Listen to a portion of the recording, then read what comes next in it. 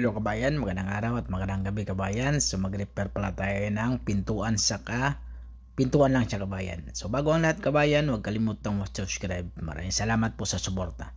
So unang tira natin kabayan sa pag-repair, lihain muna natin. Kasi dito kabayan, labas yung bakal bago ka maglagay ng body filler. So yun, hindi ko pala na i-video yung paglagay ng body filler. So okay lang yan. So ngayon, importante kabayan yung body line. Yun lang ang pinaka-importante kasi pumasok yun sa kabayan yung medyong kanto.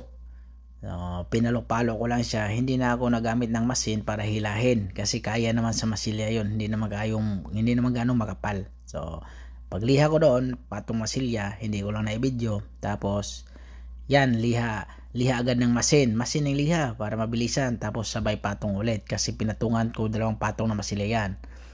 So saglit lang naman magpatuyo ng masilya dito. So pagkatapos noon, yan, gawa na ako ng body line. Unang body line, tirahin natin yung kabilang side. So tapos na yon sa 320. Tapos pag 320 na masin, pinaka-final yon. Tapos tipan ulit, sa itabi mo lang yung tip, tapos kabilang side na naman. Tapos yun pa rin ang proseso. Masin tapos mano-mano ka pa din ng hanggang 320 ng mano-mano, tapos maging masin ka na ng 320. Tapos ganun lang kasimple. Tapos agad na yon. So ready to primer na siya agad. Yan. Tapos tanggalin natin yung mayroon siyang molding sa may pintuan. Tapos paano tanggalin din yung pinaka mabilis na proseso paano tanggalin. Tapos hindi papagod yung kamay mo, yung daliri mo. Kasi double adhesive yan sa kabayan. Madikit na yan sa kabayan. So mayroon tayong gamit tayo ng drill, tapos mayroon siyang parang drill bit na nakasabit na rubberized yan sa kabayan.